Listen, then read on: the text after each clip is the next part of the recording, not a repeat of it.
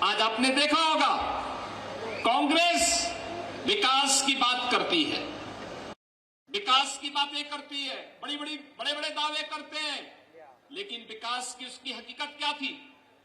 पंचवर्षीय योजना, एक प्रोजेक्ट बनता था, एक पंचवर्षीय योजना लग जाती थी, अगली पंचवर्षीय योजना में उसका शिलान्यास होता था, तीसरी पंचवर्षीय योजना में कार्य आवंटन होता था, चौथी पंचवर्षीय आज प्रारंभ होते ही फिर वह प्रोजेक्ट दम तोड़ देता था और प्रोजेक्ट कभी पूरा नहीं होता था। ये कांग्रेस की असलियत थी। आज आप देख रहे होंगे रेलवे के कार्य हो रहे हैं, एयरपोर्ट के कार्य हो रहे हैं, आईआईटी और आईआईएम बन रहे हैं, कहीं आईटी सिटी बन रही है, कहीं पर किसी अन्य सेक्टर में कार्य हो रहा है और कार्य का शिलान्यास जिस दिन होता है उसके उद्घाटन की तिथि भी उसी दिन तय हो जाती है। प्रधानमंत्री मोदी जी शिलान्यास भी करते हैं तो उद्घाटन करने के लिए भी आते हैं। भाइयों बहनों, आज एक तस्वीर बदली है, हर एक सेक्टर में कुछ न कुछ परिवर्तन हुआ है और वो परिवर्तन आपने देखा होगा कैसे भारत एक कृषि प्रधान, बचपन से सुनते रहे हैं भारत कृषि प्रधान देश है, लेकिन कृषि प्रधान देश में पिछली हुकूमत ने किया क्या था? पिछली हुकूमत ने हमारे किसानों के लिए क्या किया था? और कर्नाटक तो इसका जीता जागता उदाहरण है। लंबे समय तक यहां के किसानों को आत्महत्या करने के लिए मजबूर होना पड़ा था।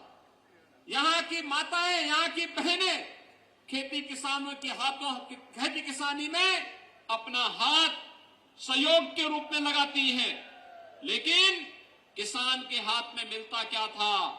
उसे सम्मान नहीं मिला। पहली बार प्रधानमंत्री मोदी जी ने प्रधानमंत्री किसान सम्मान निधि देकर के देश के किसानों का सम्मान किया है। प्रधानमंत्री फसल बीमा योजना के माध्यम से किसानों को सम्मान दिया है। प्रधानमंत्री कृषि सिंचाई योजना के माध्यम से किसानों को सम्मान दिया है। एमएसपी का लाभ देकर के किसानों को सम्मान दिया है। एग्रीकल्चर के बजट को 5 गुना बढ़ाया है। एग्रीकल्चर के सेक्टर में यह परिवर्तन भी आज हम सबको देखने को मिलता है। और भाइयों बहनों, रही बात, लोग मुझसे पूछते हैं कि उत्तर प्रदेश में आपको इतना सम्मान जनता क्यों देती है? मैंने कहा जनता इसलिए देती है क्योंकि भारतीय जनता पार्टी की डबल इंजन की सरकार है। डबल इंजन की सरकार, डबल इंजन की सरकार की सामर्थ्य और शक्ति का प्रदर्शन वहां पर मजबूती के साथ होता है। वहां पर सुरक्षा की गारंटी है, वहां पे समृद्धि की गारंटी है, नो कर्फ्यू, नो दंगा, और वहां पर है सब चंगा। पिछले 6 वर्ष में उत्तर प्रदेश के अंदर कोई दंगा नहीं हुआ, कोई कर्फ्यू नहीं लगा, विकास की स्पीड बढ़ी है। और मैं डबल इंजन की सरकार का भी अभिनंदन करूंगा कि पीएफआई जैसे संगठनों को बैन करके उसकी कमर को तोड़ने का कार्य भी कर्नाटक के अंदर हुआ है। आप सोचिए, एक और डबल इंजन की सरकार जो पीएफआई पे बैन करती है, पीएफआई को बैन करती है, और दूसरी तरफ कांग्रेस जो पीएफआई को तुष्टीकरण करने का कार्य करती है, उन्हें धर्म के आधार पर रिजर्वेशन देने का कार्य कर। उत्तर प्रदेश और कर्नाटक का संबंध आज से नहीं, त्रेता युग से है। मर्यादा पुरुषोत्तम भगवान श्री राम के वनवास के सबसे अभिन्न सहयोगी के रूप में कोई मिला था तो बजरंगबली हनुमान जी मिले थे। इसी कर्नाटक की धरती में उनका जन्म हुआ।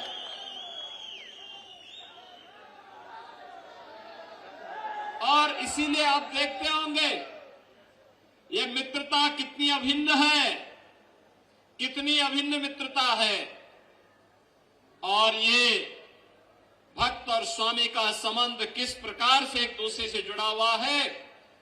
दुनिया में जहां कहीं भी भगवान राम का मंदिर होगा वहां हनुमान जी का मंदिर जरूर होगा।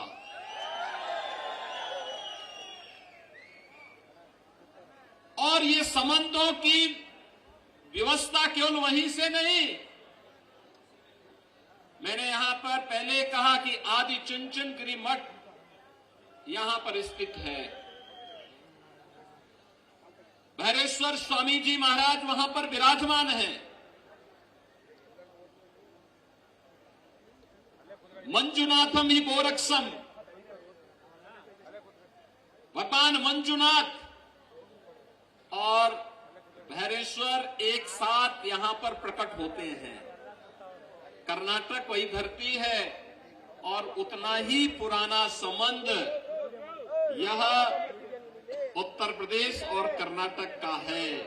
और इसीलिए जब मैं यहां पर आता हूं तो एक आत्मीयता का भाव मेरे मन में पैदा होता है और कर्नाटक के आप सभी युवा मित्रों के साथ, यहां के कार्यकर्ताओं के साथ संवाद बनाने में, उनसे मिलने में मुझे उतनी ही प्रसन्नता होती है। मैं अभिनंदन करूंगा श्री नारायण गौड़ा जी का, जिन्होंने यहां पर मांडिया कुंभ का आयोजन किया था। मित्रों, उस समय मुझे उस कार्यक्रम में आना था, लेकिन उत्तर प्रदेश में बहुत फ्लड की सिचुएशन अनकंट्रोल होती जा रही थी, इसलिए मुझे वहां रुकना पड़ा था। अन्यथा मेरा आने का कार्यक्रम था यहां पर और अद्भुत कार्यक्रम हुआ था। मैंने सुना था हजारों की संख्या में पूज्य संत जन आए थे, भक्तजन आए थे। हमारी आध्यात्मिक और सांस्कृतिक विरासत के प्रतीक इन तीर्थों को पुनर्जीवित करने का एक आयोजन था और यह प्रधानमंत्री मोदी जी के एक भारत श्रेष्ठ भारत की परिकल्पना को साकार करने का भी एक माध्यम था। यह आध्यात्मिक आयोजन ही विस्तारा न्यूज, निखर जनपರ।